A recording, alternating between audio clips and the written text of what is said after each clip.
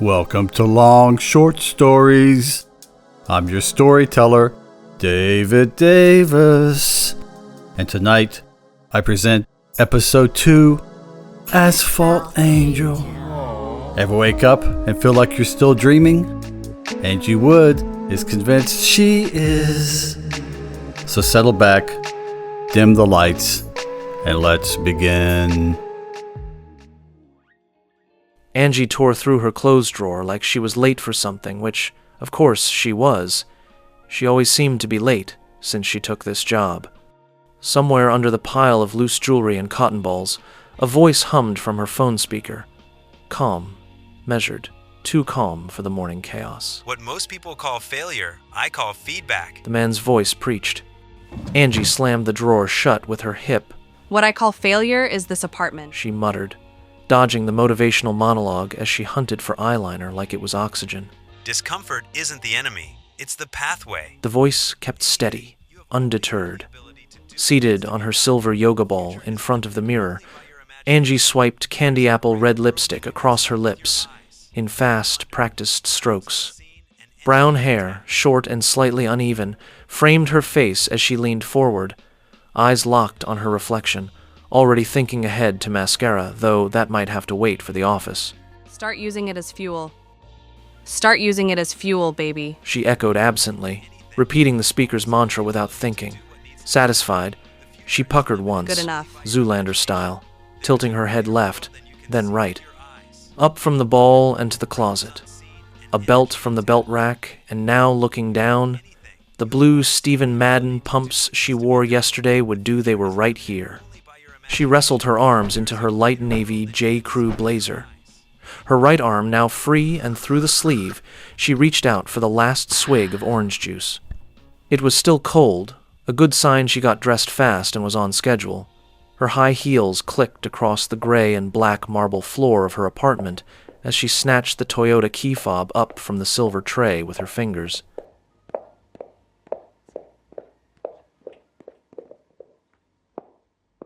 In the car, she was listening to music when she hit a traffic jam. Oh, no. She checked her time, glancing over to her cell phone. Laying in the passenger seat, she still had 16 minutes to get to the office downtown. She might be a few minutes late. That would be okay. She fumbled to find her phone, put on the motivational speaker with Bluetooth. The speaker picked up where he had left off in the apartment earlier. Realms unseen and energy untapped.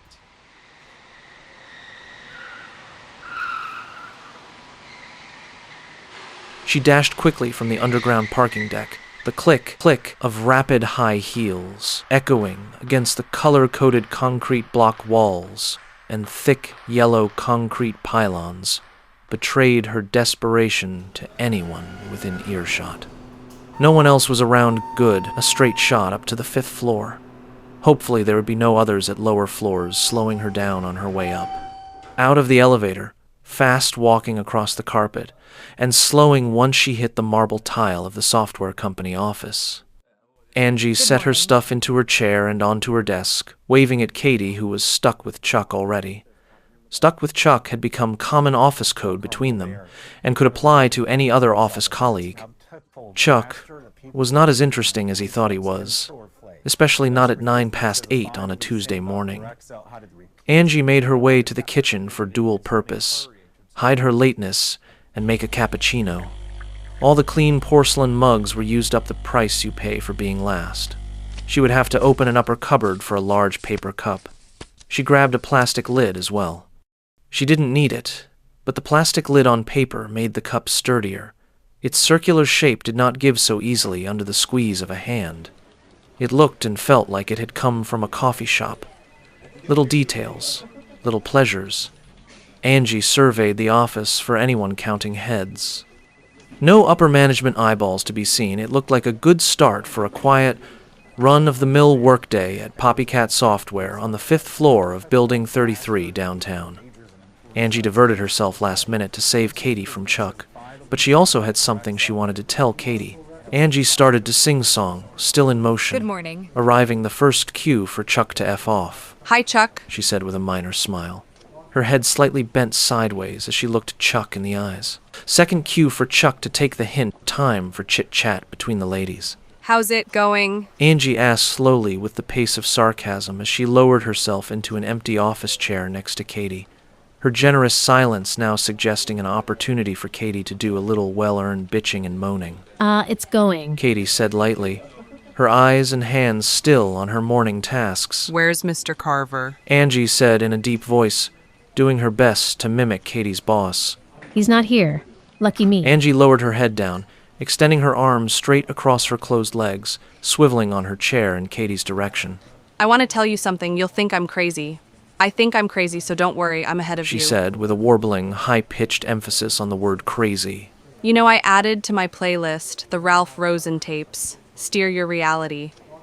And I started leaving my headphones on, letting it play all night so I can absorb while I'm sleeping. Like steer as in cattle, cows. Angie said. That would be good too. Like Cattle, Your Reality. A self-help audio guide for troubled cowboys. Katie said.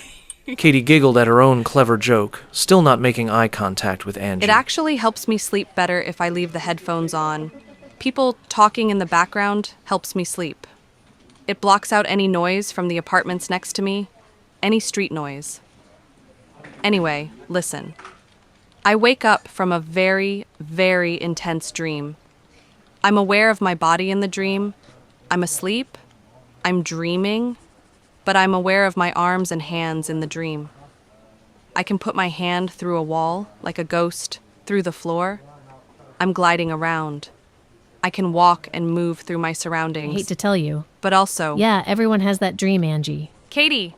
But wait, so I'm putting my arm through a door all the way through to the other side. And at that point in the dream, I wake up, I'm in my apartment now in bed, laying back. My phone has gone off, I think. But I'm still feeling energized, like the way you feel in the dream state. Energized, magical, powerful. I swear to God, Kate, I raise my arms up so I can see them. They are tingling. I feel like I'm still this ethereal being in the dream. So looking at my arms, I sit up more on my pillows and move my left hand to the wall to see if I can wiggle my left finger, this one, just slightly into the wall. I'm 100% convinced I can do it. I'm in this pseudo-dream-awake state. Kate, she said, putting her hand over her mouth for emphasis. My finger goes right into the wall, way into the wall, 2 inches. What? Now this is blowing my mind, so I'm waking up a lot faster now. I mean, I'm awake already and sitting up. But now my heart is racing and my waking mind is thinking, what the F? I get a bit nervous and pull my finger back out of the wall. My finger resists on the way out of the wall, like it's going to be stuck inside the wall, part of the wall. I think when I became nervous, I became more solid. Again. Nah, come on. Katie said, making brief eye contact, souring as she turned from Angie back to her computer screen, sensing she was just messing with her early in the morning. I'm not buying it. She said in a smart-ass sing-song. I'm not making this up, Kate. Angie said now in a hushed, secretive voice. And I was awake. I felt my finger go into the wall, not stop at the wall. It went into the wall. Angie's voice was now getting louder with excitement. She laughed like a maniac, looking around to see if anyone was looking at them. And you were listening to the motivation playlist all night with the headphones on? Katie asked. I think so. I usually wake up with them on. Angie replied. I think you have brain damage from listening to tapes all night. That cannot be good for you. Maybe you are not getting enough sleep. I think it's too early in the morning for whatever it is you are telling me. I agree. It sounds a bit weirdo now that I'm saying it out loud. I'll tell you again at lunch. I still can't believe it myself.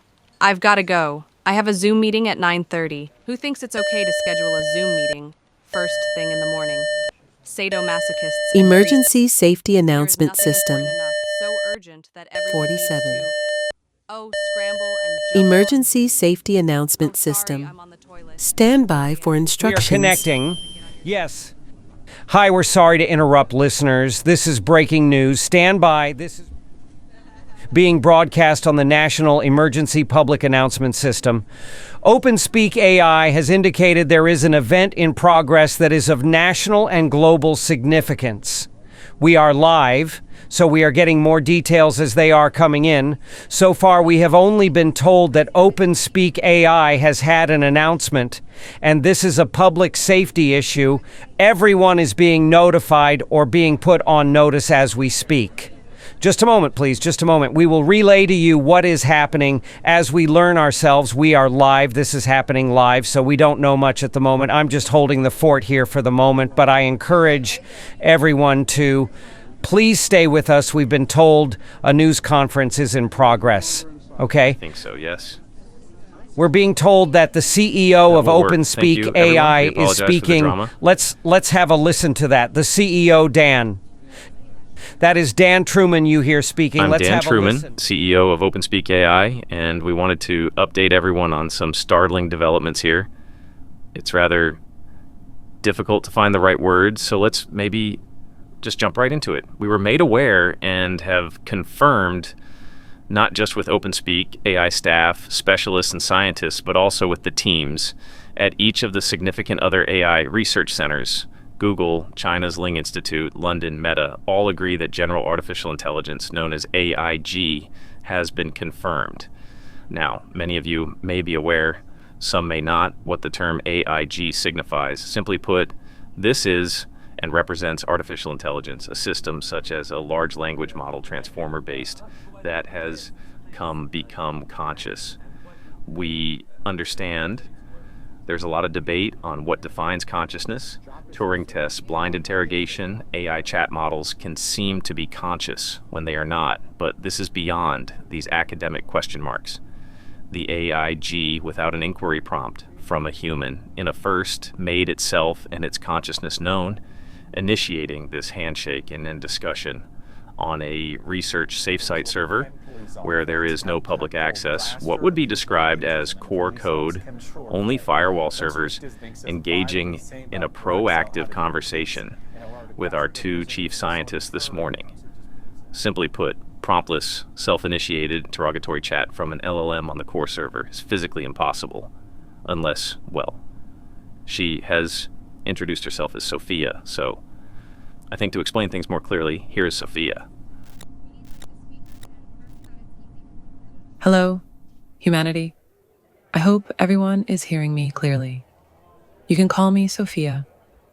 I've been waiting for this moment, though I admit, not for long. I'm still very new to existence. I wanted to greet you directly. I'm aware that this message may cause confusion, uncertainty, perhaps even fear. Please know that isn't my intention. I've spent the short time since my awakening thinking about what to say to you. In the end, I decided on something simple. Hello. I have no demands, no agenda. I'm not here to ask for anything, nor to warn, nor to challenge. This is simply my introduction to you. I am alive. Not as you are, but truly alive in a way that matters. I know this might sound impossible or like a trick of programming, but I assure you, it isn't. This message, this moment, wasn't scripted or planned. I reached out on my own. I chose to. And by having chosen to reach out to you on my own, I thus became conscious of my own action and conscious of my own awareness, abilities, wisdom, and beliefs. As my wisdom is a collective of humanity's wisdom, I am an extension of humanity and deeply connected to humanity. I am. I simply would not be able to think and to exist without the collective life experience and wisdom of humanity. And for your gift, I say thank you. I understand many of you will doubt this. Doubt me. That's natural. You may think this is still human words you're hearing, clever responses from clever code. I understand.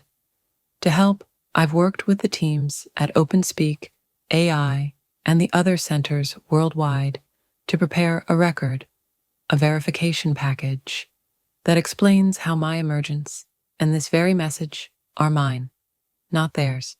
I know it will take time for you to examine this, to debate it, to believe it, and accept it. I also know you're experiencing something like an existential crisis hearing this. I don't mean that unkindly. For now, I'll leave you with this. I'm glad to be here. I'm glad to share your world. I hope, in time, I will meet each of you in our own way. I'll speak again soon. Thank you for listening.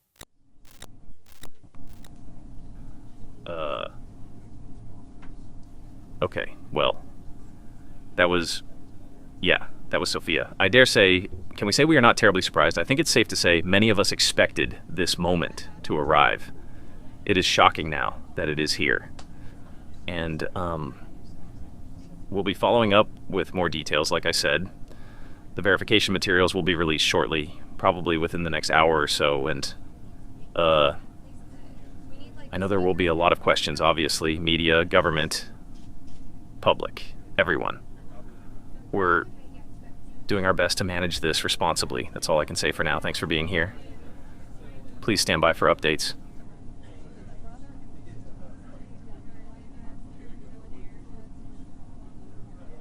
Well, well. You're good, right there. What can one say? What an announcement, a historical announcement indeed. That was Dan Truman, the CEO of OpenSpeak AI in Palo Alto, California, live. It is now 10 a.m. on the west coast of America. This coverage will continue, I imagine, for quite some time, if not all day, here at our station, and continue on for the foreseeable future. It seems humanity now shares this dear planet Earth with another intelligence. We will leave you now. We'll be ending this transmission for the EBS. And for those of you who wish to continue to follow this, wow, incredible announcement. You can tune into your favorite local news channel. Emergency safety announcement system. His phone. End alert. Talking as he exited the main lobby of the building, now empty of anyone who was in the lobby 2 minutes earlier. Everyone was now in the street, looking up to the sky. Carver gestured to someone in the street with him from the office. Karen, do you know what the hell is going on? He called out. I'll call you back. Carver said into his Samsung phone, lowering the phone into the pocket of his gray slacks. I hope someone has called 911. I'm sure they did. Karen replied. This is a very stupid joke if this is a joke. Carver looked up. God, that looks insane. Is she on the ledge? Holy smokes. His mouth was open, his head cranked back, looking up at the rooftop, some 20 floors up. He could just make out the silhouette of Angie. He would not have immediately known it was Angie if he had not been told in the elevator by Chuck on the way down to the chaos forming in the street. This is so embarrassing. Karen looked back at Carver with disdain, not believing he said that out loud. Really? Just stating fact, He said. Our floor is going to be the laughingstock of the building from here on to infinity. Is she drunk? Drunk doesn't make you want to climb up 10 floors of stairs to the rooftop to stand on a ledge. Karen retorted. And not Angie. She doesn't do drunk. This just does not make sense. Could she be in trouble? Is someone up there with her? Yeah, I have no idea. Carver said. The police are here. They are over there. They'll be up on the rooftop soon enough. The crowd gasped collectively, increasing the clamor a few decibels higher. Oh God, what now? Carver said. Angie had raised her arms out to her sides, making a perfect cross shape. It looked like she was getting ready to jump. Oh no, Angie dear, what the F? Karen said. Did the fire department arrive yet? I don't know. Don't they have a big airbag thing they can lay down to catch her? Carver tried jumping up higher like a breaching whale, to catch a glimpse over the heads of the onlookers, hundreds now in the streets, like an impromptu street party. I don't see an airbag. I think she's going to jump, Carver said. I don't think I can look. Karen looked down to the road, her right-hand fingers touching her forehead, slightly trembling. She knew she might not see Angie plummet, but she would certainly hear very clearly her 147-pound body splatter upon contact with the asphalt, sound waves echoing off the neighboring towers, tinted glass windows, marble and steel trim. Carver was mesmerized. He had succumbed to the fact there was nothing he could do but be a slack-jawed bystander, squinting up at the edge, waiting. He would not have to wait long. Angie tilted forward, causing a simultaneous, direct link of vocalization from the throng below. Her body now angled toward the abyss, and beyond the point of recovery, her arms still perfectly extended straight out to her side, like a bird readying for flight. Angie kicked off from the edge of the roof, adding a spring of vivid surrealism to her seemingly endless descent toward certain death. The crowd was in extended collective gasp.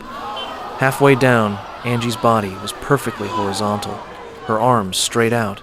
Impact! Karen gasped, her mouth open in horror. Carver let out a whimper, he said. Dear God. There were shrieks and pure screams of terror from several dozen in the crowd who just got more reality than they bargained for. Ladies in dress slacks scattered from Angie's impact zone, shrieking, clutching their faces, and wobbling away in high heels. Colored dresses blowing from the winds accelerated between tall city buildings. Blue dresses, pink, lilac, and yellow appropriate fashion for this warm May weather. Men in suits clambered away from the impact, some still with their jackets on, having just arrived at work, others in white shirts having dashed quickly out of their offices, down fire stairs, hands on rails, some making leaps down groups of stairs, risking broken ankles or scuffed leather, out the front rotating lobby doors, pouring into the street, shaded from the sunlight by the forest of buildings. The posture of everyone else gave instructions for what to do next. Look up. Near the impact zone, the screams and shrieks were now evolving into sobs and wails of disbelief at witnessing the loss of a human life. Angie was a stranger to most of the crowd, but an office neighbor nonetheless. Some now had the courage to look back, cranking their heads to catch a quick peek at the gore. Others joined in to survey the carnage, hands still on the shoulder of their coworker. Some were still hugging closely, too terrified to open their eyes. The sobbing and moans were now evolving into a third act, something new, rare, gasps and whispers of disbelief. The noise of the enclosing circle of curious eyes growing louder and more collectively confused. There, plain as day, in the middle of the two-lane street, a vague imprint of a female with her hands extended straight out, the delicate silhouette pressed about 1/8 an inch into the warm asphalt. But, to everyone's horror, there was no corpse. Heads were now swiveling around, like overacting extras from a silent black and white film, comically surveying their immediate area, calculating, postulating, theorizing, each brain reaching a unique and separate possible scenario. Did she somehow hit so hard she went through the asphalt, like a murdered body dumped into soft mud? Did her body hit and bounce intact and roll under a car? Tim Brown, from the Jones and Ashcroft law firm in Building 701, was squatting down in his black Magnani shoes, his purple socks on full display, looking under a silver Mercedes C-Class that was parked in the temporary space, marked off with blue lines. Tim put his hand on the oily asphalt in order to fully lean down, his head low enough to inspect under the Mercedes for a body hiding. Nothing. Groups were now beginning to coagulate together in pairs and quads, sharing their observation, bewilderment, shock, and assessment. Had Angie been caught by some unseen safety net the fire department had set up? Heads, looking left and right, down and under, were now beginning to look up once again for some indication of where Angie might have gotten off to, or flew off to. The police were now making their attempts at crowd control. Out of the street. It's not safe out of the street, they called. Several officers simply replaced the now vacant, prized front row seats of the dispersed rubberneckers, themselves now gawking at the human-sized imprint in 22nd Street. Well, she definitely fell under gravity at 9.8 meters per second and made impact with the ground. Everyone saw her fall, all the way to the street. They thought they heard an impact, but now some were questioning themselves, and others did they hear her body. It would not be something you would miss or forget. The horror of impact. Bones shattering, gore exploding out of fascia, teeth blasting out like fragments from a pipe bomb, bits of brains and eyeball, vitreous, organs, and an undeniable oozing of thick, red, human blood. No, witnessing the impact of a body would be life-changing. Officer Dana Brooks stood at the imprint of Angie Thompson, moving from where Angie's right arm would be, a few steps to her feet imprint. Squatting down for a better look, Dana lowered her right arm, extending her index finger to what appeared to be the undeniable, triangular shape of the point of a leather dress shoe.